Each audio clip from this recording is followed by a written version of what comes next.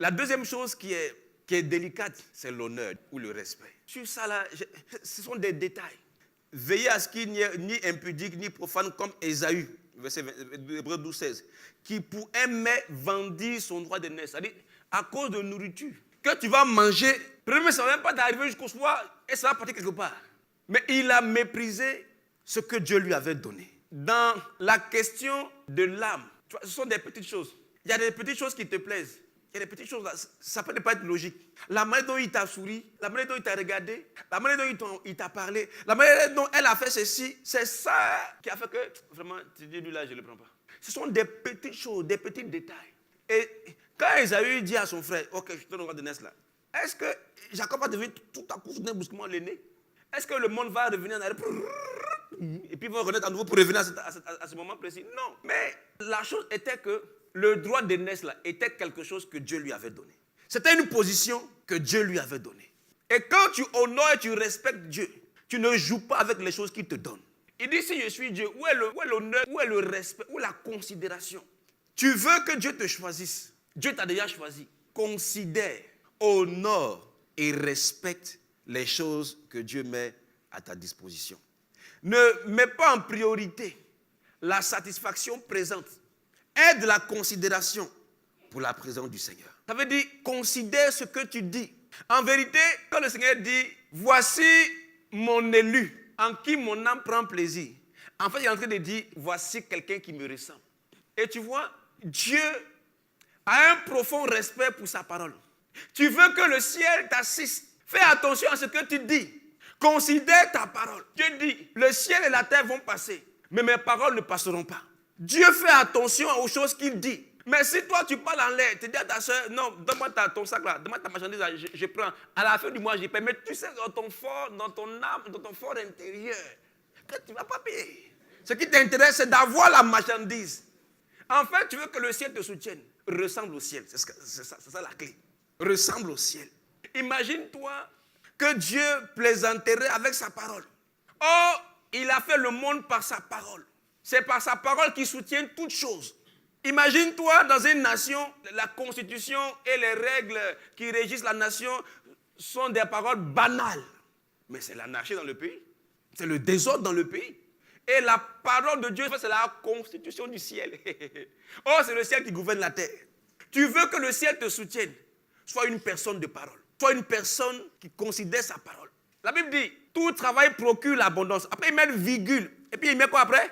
Mais, conjonction de coordination, qui suppose quoi? Une opposition par rapport à ce qui a été dit avant. On dit que quand tu travailles là, ce que tu fais doit produire l'abondance.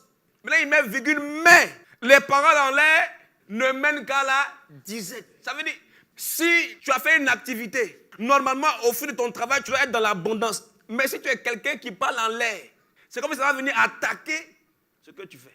Normalement, ton travail doit produire l'abondance. Mais comme tu es quelqu'un qui parle en l'air, et les paroles en l'air ont un chemin. Quand tu prends Air France à Abidjan, aéroport international Félix Houphouët-Boigny, à la direction de Paris, Roissy-Charles de Gaulle, tu sais où tu vas atterrir. Quand tu as pris Air France, quand tu as pris Air parole en l'air, tu vas atterrir à la disette. Si tu as pris UTB ici à pour aller à Gagnois ou bien pour aller à Boaké, tu sais où tu vas atterrir. Si le cas prend la route de Bassam, tu vas te poser des questions. Tu comprends? C'est la même chose. Il dit, tout travail procure l'abondance.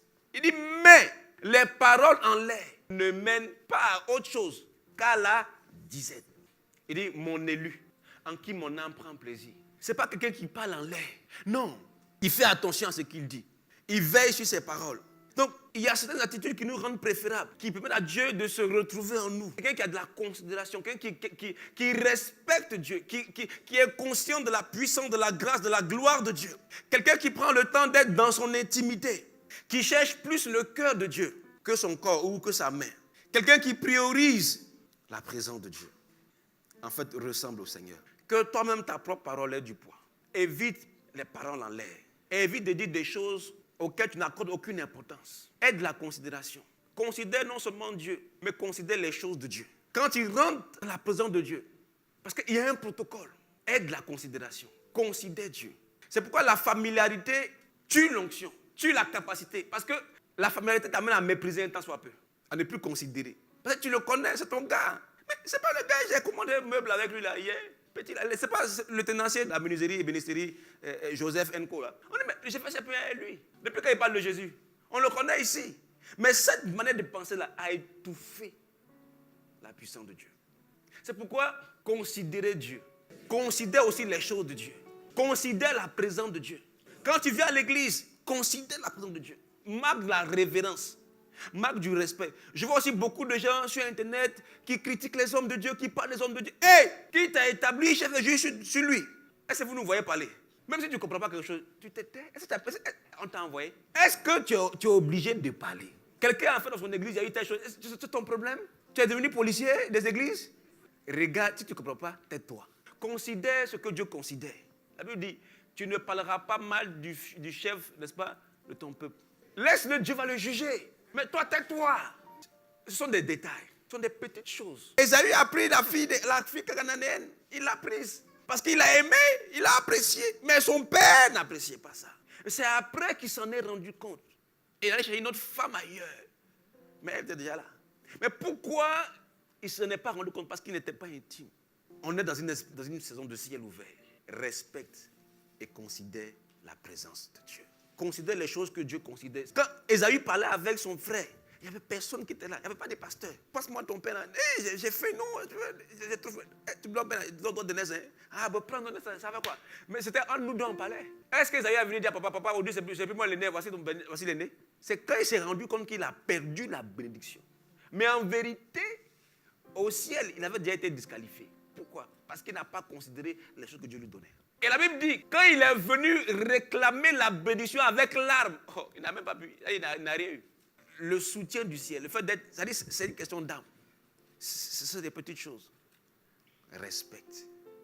Cultive, développe alors de l'honneur. Il faut honorer ce que Dieu honore. Dieu dit qu'il faut honorer tes parents. Même si ton papa et ta maman est sorcière, elle te poursuit en rêve. Il faut l'honorer, c'est tout. C'est ça qui envoie le feu dans ta vie, qui déploie le ciel.